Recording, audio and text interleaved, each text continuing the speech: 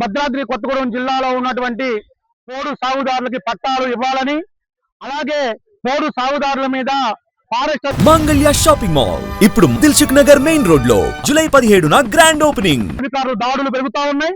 ఈ దాడులు తక్షణమే ఆపాలని, అదే విధంగా అటవీ హక్కుల చట్టం 2005 ఏదైతే చెప్పిందో అటవీ హక్కుల చట్టాన్ని పకడ్బందీగా అమలు చేయాలని ఇవాళ CPM party Bhadrachalam Kothagudem committee ఆధ్వర్యంలో ఇవాళ చలో ఐటీడీఏ కార్యక్రమం నిర్వహించాం. ఈ చలో ఐటీడీఏ కార్యక్రమానికి వేలాది మంది గిరిజనులు పోడు సాగుదారులందరూ కూడా రావడం జరిగింది. ఈ యొక్క పోడు సాగుదారుల యొక్క సమస్యలు పరిష్కరించేదాకా మా యొక్క పోరాటం కొనసాగుతుంది అని చెప్పేసి వాళ్ళ ఈ సందర్భంగా ఈ ప్రభుత్వాన్ని హెచ్చరిస్తా ఉన్నాం.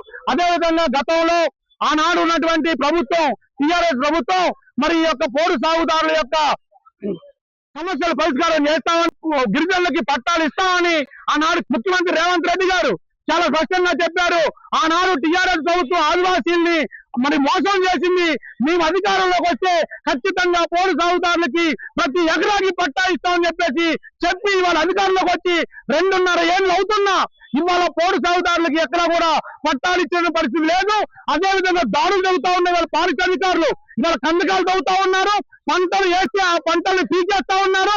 ఈ రకంగా ఎవరైనా ఆదివాసీలు ఇది మాది, మాకు హక్కు ఉంది, ఇది మా భూమి అంటే ఆ ఆదివాసీల పైన దాడులు చేసి జైల్లో పెడతా ఉన్నారు. కాబట్టి ఇది సరైన పద్ధతి కాదు.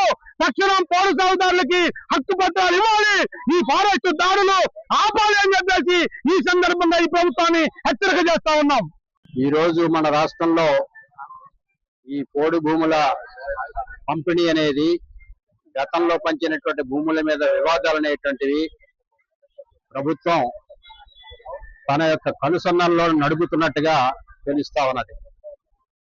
ఈ చట్టం ప్రధానంగా అటవీ భూమిపై సాగులో ఉండేటువంటి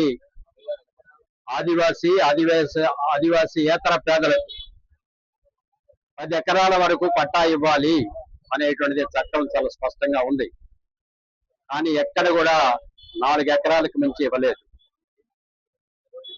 ఇది కూడా ఇచ్చినటువంటి దాంట్లో పట్టాలు ఉన్న దాంట్లో కూడా ఫారెస్ట్ డిపార్ట్మెంట్ వాళ్ళు గుంతలు కందకాలు తవ్వి అడవిలోకి పొలాల్లోకి ప్రజలు వెళ్లకుండా, సాగుదారులు వెళ్లకుండా అడ్డగిస్తా ఉన్నారు.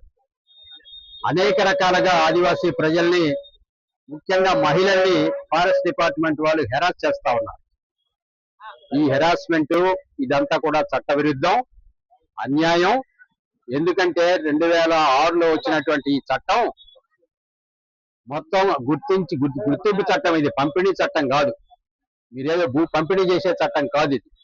సో ఆ రకంగా ఈ రోజు ఈ ధర్నా నుంచి మేము చేస్తున్నది ఏంటంటే, ఇంకా పట్టా ఇవ్వాల్సినటువంటి సర్వే చేసినటువంటి భూములు చాలా ఉన్నాయి మన జిల్లాలో. వాటికి అన్నిటికీ కూడా తక్షణం పట్టాలు ఇవ్వాలి. పట్టాలు వచ్చిన భూమిని ఈ రోజున వెనక్కి తీసుకోవడం కాదు, ప్లాంటేషన్ కోసం తీసుకోవడం అనేటువంటిది ఆ సందర్భంగా ప్రజల మీద జరుగుతున్న నిర్బంధాలని ఆపాలి. దీనికి రాష్ట్ర ప్రభుత్వం చొరవ తీసుకోవాలి.